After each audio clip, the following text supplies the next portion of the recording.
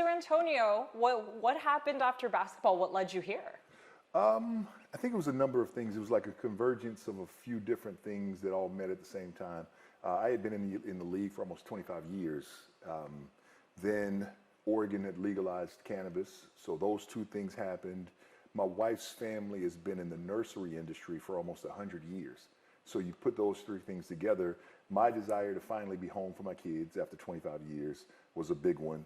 Oregon legalizing cannabis, my belief in cannabis as a medicine, and then my wife's family's history in the nursery business, it just made sense. And so, must have been about 8 years ago, my wife and I were talking and we decided that it was time for a change. She was fully behind it, her family was fully behind it. So we started in a small building on her dad's property in the cannabis space. But we knew it was time. Like I said, 25 years in the same industry, traveling the way I did, it just gotten to be too much. And I had an 11-year-old, 12-year-old now, who at the time was probably 4. So for me, it was coming home to raise my youngest son, whereas I didn't get the opportunity with the older kids. So it was really just kind of everything coming together at the right moment to allow me to escape basketball and still have a chance to be successful. So is the cannabis world everything that you hoped it would be? For me personally, I would say yes. From the standpoint of we've had a lot of success. It's not been easy, right? We bust our tails every single day. My wife is our head grower. She does a great job, but it's a grind. There are no days off, and we don't take vacations the way we used to. But as far as regaining my financial independence, my life independence, it's been everything I wanted it to be. That's great to hear. Can you tell us a little bit about your company? What kind of products do you sell? All of that. Yes. So when we started in the flower space, and we did exclusively flower. Our company is called Harmony Roots. Like I said, my wife runs the grow. She does a tremendous job. She grows great flower. And then about 2 years ago, we met with a group out of Missouri that had developed a process for marrying cannabis and water. So you're passionate about it, but you do feel that there's some obstacles. Can you tell me about that? All sorts of obstacles. I think the biggest, at least in Oregon, are the inability for people, non-middle-aged white dudes, to get into the industry. I mean, there's no way to sugarcoat that. If you're a 45, 50-year-old white dude, you have access to opportunities that a lot of people of color just don't have access to. Money, resources, opportunities. And I think that's really what's missing in the cannabis space is there's no place for people of color or minorities, women either for that matter, to go and find the resources necessary to become successful in this space. So earlier you and I were talking about kind of the red tape and bureaucracy behind getting in this business. What was that process like for you? I was blessed because I literally have the most diligent wife in the history of wives. And she did an outstanding job of cutting through the red tape for us. When I was traveling, she was the one studying the regulations and making sure that what the OLCC needed was what we were giving them. She did a great job of calling and asking questions. But if you don't have someone like that, an attorney or someone on your team, or if you're just not that person, it's very difficult to meet all those regulations. So can you name some of them for people who don't know? Naming some of the obstacles. Mm-hmm. I think that, little things, and they don't seem like much, but there's a thing you have to fill out called a LUCS, L-U-C-S, Land Use Compatibility Survey.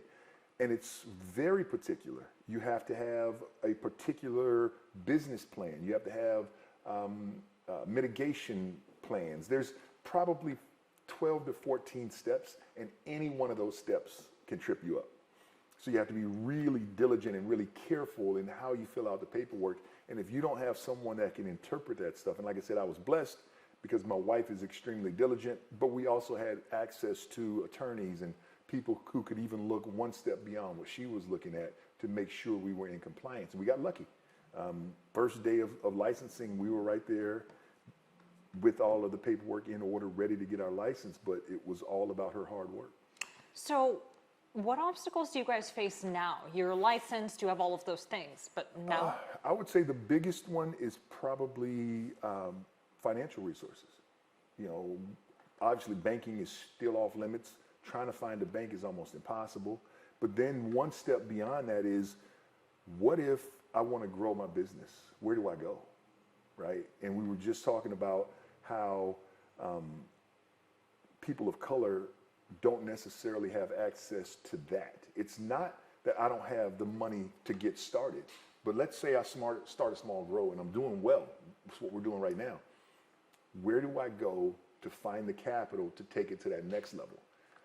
Nobody can give me that answer. And you know, you look at what else is out there, people who maybe their community wasn't as severely impacted by the war on drugs, they already know where to go. They grew up around money. They understand how money works. They understand where it moves and where to go get it. Well, for people who didn't have that opportunity growing up, that's an obstacle you have to deal with. We're blessed because we're a small business, but we operate lean and we make a profit. But even for us, if I wanted to grow a profitable cannabis business in the state of Oregon, I don't even know where to look. And there's nobody that can point me, no resource, no social equity resource. By the way, that's the worst term ever invented as far as I'm concerned, for a whole set of soapbox reasons I can go into. But there's no social equity program that points me in that direction. And that is what I think is missing. A bank, a resource, a grant, something that people of color or minorities, women, anybody can turn to and say, hey, I need, I don't know, $100,000. And that's a lot of money, but it's not, because people are getting those types of investments all the time in this space, except people who look like me. People who have been harmed by cannabis traditionally were harmed once by cannabis, but the next time it wasn't cannabis. Like if you look at the expungement laws that exist today, they don't expunge people who have violent crimes in the commission of Marijuana Act, right? So that eliminates you from expungement. What happens after you get arrested for a marijuana felony? You're no longer able to get a job. You're no longer able to get the right type of housing and all of those things. So what do? You turn back to the only thing available, a life of crime. The next time you get arrested, it's not cannabis. It's going to be something a little bit more intense.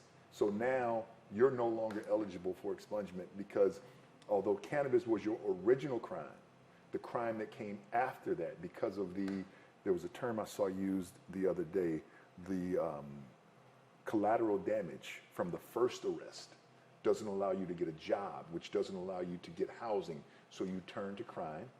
And now that expungement thing, it's all smoke and mirrors. We're going to expunge anyone with a marijuana record, so long as it's only marijuana and there wasn't any violence. And you see how they start to put those little asterisks around it, and all of a sudden nobody's eligible for the expungement program. So to me, there's so much more that can be done just in that regard, and then there's more to be done in other areas that we could talk about for days.